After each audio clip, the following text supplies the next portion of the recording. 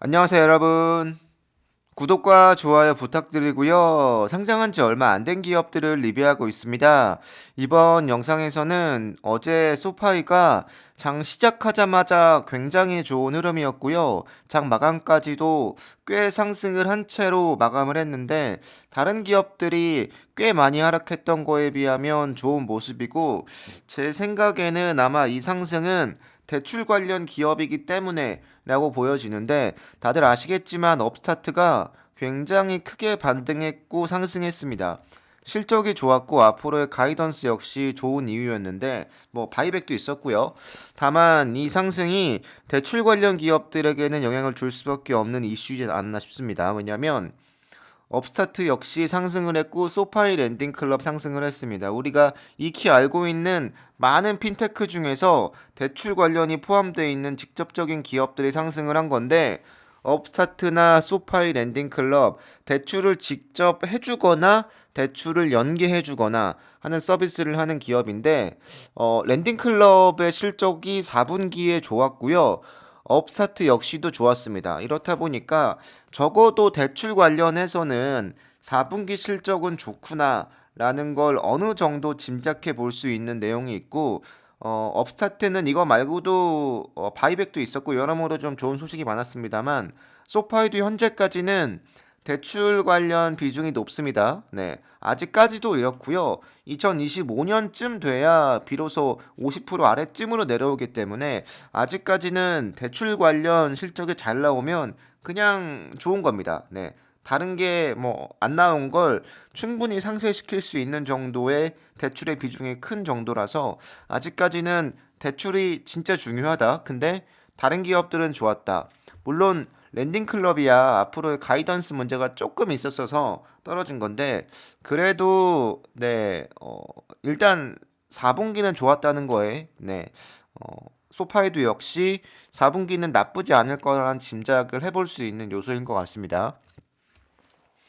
장마감 후에 대규모 거래도 있었고요. 여러모로 좀 소파이의 4분기에 대한 실적에 대한 걱정을 조금은 덜 수 있는 그러니까 실적이 잘 안 나오면 어떡하지란 걱정을 다들 하고 있잖아요. 솔직히. 근데 그걸 조금은 덜 수 있는 이 오늘의 상승이었다고 보고요. 아마도 이 뱅크 차터 이후에 가이던스를 바꿀 겁니다. 당연하겠지만 뱅크 차터가 있기 전에 현재 가이던스나 데이터에서 차터가 있었기 때문에 어느 정도 더 높일 게 분명하거든요. 그게 어느 정도까지 나올지 모르겠으나 혹시 예상치나 우리의 기대보다 더 높아질 수 있다면 소파이 역시도 상승할 수 있지 않을까라는 생각을 갖고 있습니다. 네.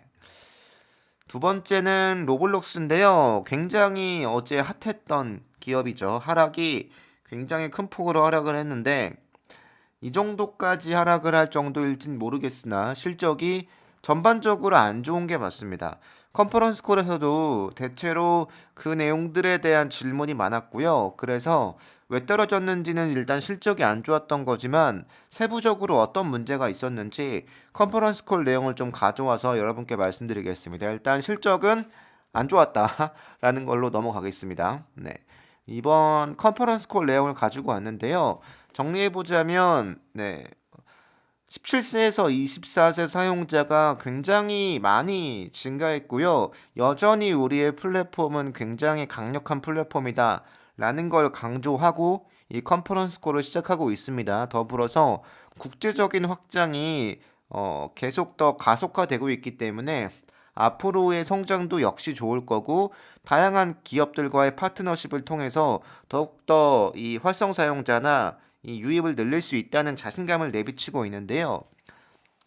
데이터 관련된 부분에서 그러니까 사용자와 관련된 부분에서 질의응답이 꽤 많이 있었습니다. 여기에 대한 걸 좀 답변 드릴 텐데 일간 사용자가 여러모로 좀 하락을 하고 있는데 2022년과 23년 어떻게 보고 있는지에 대해서 질문이 있습니다. 위에가 질문이고요. 그에 대한 답변은 어, 여기에 대한 공식적인 뭔가 사용자 수에 대한 전망은 없지만 여전히 매일매일 데이터 그러니까 월간이든 분기든 매일이든 이것들을 계속해서 주시하고 있고 이 데이터는 계속해서 꾸준히 우상향하고 있다고 언급을 하고 있습니다.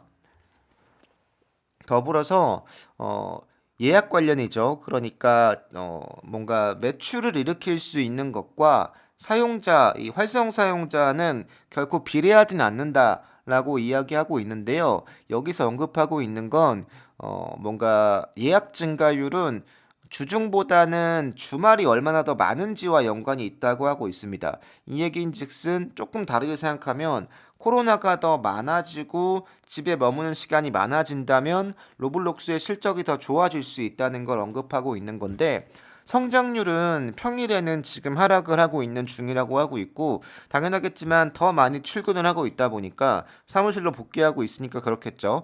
그래서 주말 데이터가 굉장히 중요하다라고 하고 있고, 다만 로블록스는 전 세계적으로 굉장히 많은 사용자를 확보하는 데 집중을 하고 있기 때문에 아직까지는 그것에 더 집중하고 있다라고 언급을 하고 있습니다.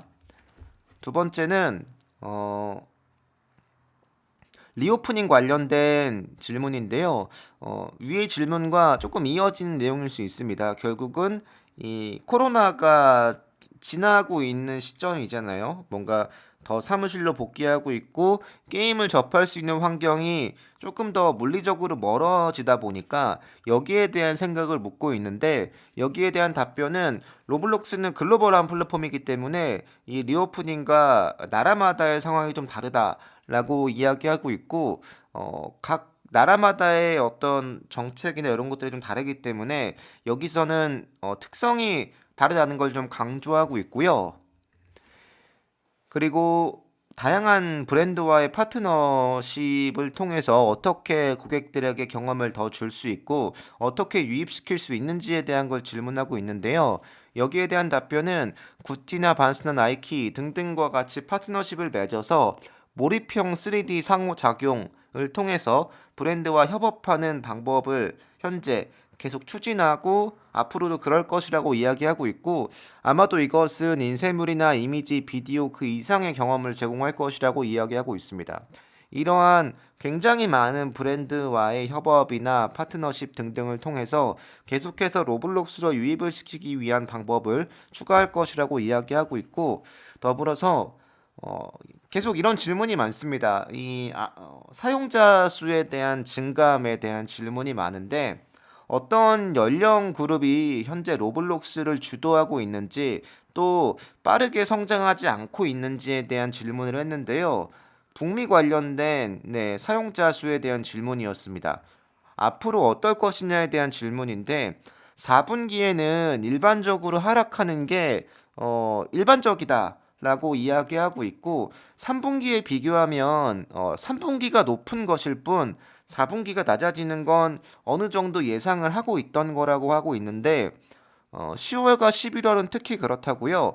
할로윈 기간과 겹쳐 있기 때문에 뭔가 사람들이 모여서 파티하고 뭔가 즐기고 이런 시간들로 게임을 할 수 있는 시간이 좀 빠져 있기 때문에 여기서에 대한 실적 반영이 좀 있다고 하고 있고, 역시 리오프닝에 대한 것들을 언급을 하고 있습니다.